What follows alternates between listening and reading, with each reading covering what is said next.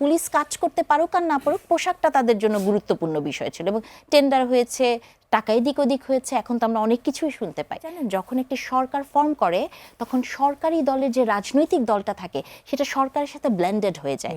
জাতীয়তাবাদী দলকেও কিন্তু সরকারকে প্রশ্ন করতে হবে, সরকারকে প্রশ্ন জবাবদিহিতা এগুলোর মধ্যে রাখলেই কিন্তু একটা সরকার সঠিক পথে চলবে আমি মনে করি। জুলাই অভ্যুত্থানে পুলিশ হত্যার বিষয়টি অতি দ্রুত তদন্ত করা হবে বলে স্থানীয় সরকার, পল্লী উন্নয়ন ও সমবায় মন্ত্রণালয়ের মন্ত্রী মির্জা ফখরুল ইসলাম আলমগীর জানিয়েছেন। তিনি বলেছেন যে এ বিষয়ে স্বরাষ্ট্রমন্ত্রী যা বলেছে সরকার সে পথেই হাঁটবে।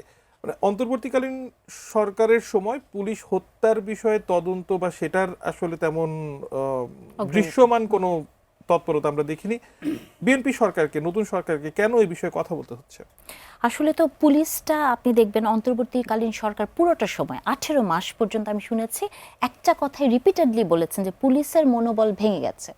আমি আসলে জানি না যে পৃথিবীতে এই যে কত যুদ্ধ হচ্ছে, কত কিছু হয়, কোন দেশের পুলিশের মনোবল ভাঙে আপনি বলেন তো?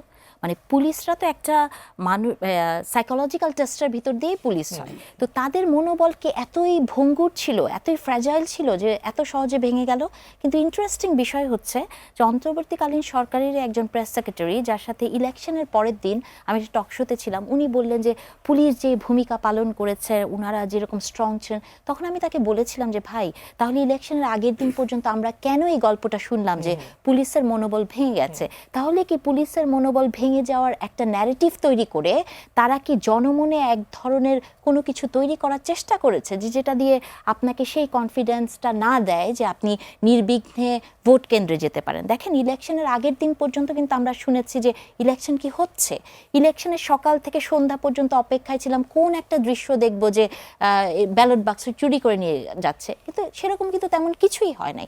তার মানে যে পুলিশের মনোবল ভাঙা বা কিছু, এগুলার পেছনে আমি আসলে ওই যে সেই সরকার এসে মাথায় ঢুকিয়ে দিয়েছিল না মিটিকুলাসলি ডিজাইন, সো সব কিছুতে একটা মিটিকুলাসলি ডিজাইন খুঁজি।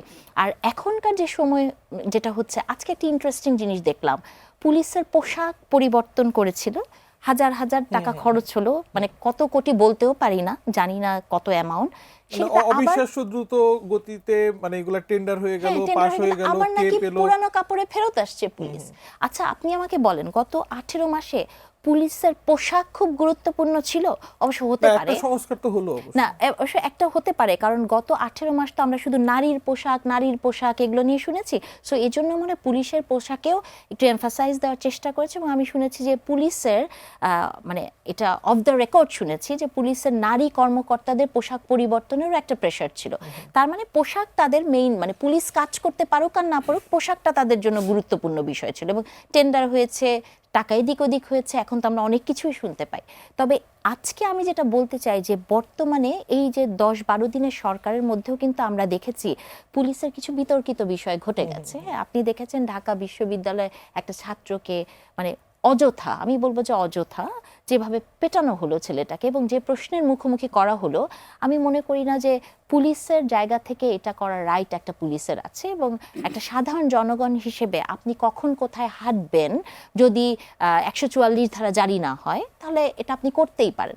তবে এই জায়গাতে ম্যাসিভ একটা পরিবর্তনের দরকার আছে এবং পুলিশের ভেতরে যে ঘটনাগুলো ঘটে গেছে শুধু তো খালি গত 18 মাসে হয় না, আপনি পুলিশের নিয়োগগুলোও দেখবেন। এর আগে এসব কথা বলে অনেক গালি খেয়েছি যে আপনি খুব একটা ইয়াং জেনারেশনের পুলিশগুলোকে যদি দেখেন, গত 15 বছর নিয়োগ হয়েছে, একটা পার্টিকুলার জেলার অনেক পুলিশ ছিল, এরকম ঘটনাও ঘটেছে আমরা দেখেছি। বা পার্টিকুলার একটা রাজনৈতিক দলের যারা নেতা ছিল, ছাত্র নেতা ছিল, তারা পুলিশে চাকরি পেয়েছে। তো এগুলাকে তো রিশাফল করতে হবে এবং সবসময় আমি একটা কথা বলি যে এই সরকারের পথ তো এতটা মসৃণ হবে না, এটা বন্ধুর পথ, তাকে পাড়ি দিতে হবে। এই কারণেই দিতে হবে যে ওই যে একটা শব্দ, ধরেন আওয়ামী লীগের সময় যেই পুলিশে বা প্রশাসনের রাজনীতিকরণ আমরা দেখেছিলাম, অন্তর্বর্তীকালীন সরকারের সময় কি সেই পথ থেকে নতুন পথে হেঁটেছি?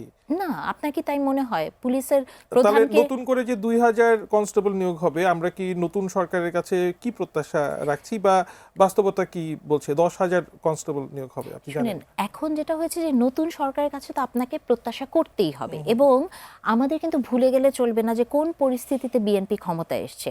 বিএনপি ব্যর্থ হয়ে যাওয়া, মানে এই সরকার ব্যর্থ হয়ে যাওয়া মানেই কিন্তু আমাদের যে এতদিনের স্ট্রাগল বা এটা ব্যর্থ হয়ে যাবে। সো আমাদেরকে এই কোয়েশ্চেনগুলো জারি রাখতে হবে এবং সবসময় সরকারকে প্রশ্নের মুখোমুখি করতে হবে, তাদের জবাবদিহিতার জায়গা থাকতে হবে। এবং আমি মনে করি যে জনাব তারেক রহমান যেমন তাকে নিয়ে একটা কার্টুন আঁকা হলেও এটাকে উনি খুব সহজভাবে নিয়েছেন, আমি মনে করব যে ক্ষমতার চেয়ারে বসেও উনি এগুলোকে আরও এই ক্রিটিসিজমগুলোকে সহজভাবে নিবে, কারণ এই পজিটিভ ক্রিটিসিজমগুলোই কিন্তু এই সরকারকে হেল্প করবে এগিয়ে যাওয়ার। এবং এর সাথে সাথে আমি মনে করি যে বিএনপিকে আলাদা একটা জায়গায় থাকতে হবে। বাংলাদেশের সমস্যা কি জানেন, যখন একটি সরকার ফর্ম করে তখন সরকারি দলের যে রাজনৈতিক দলটা থাকে সেটা সরকারের সাথে ব্লেন্ডেড হয়ে যায়।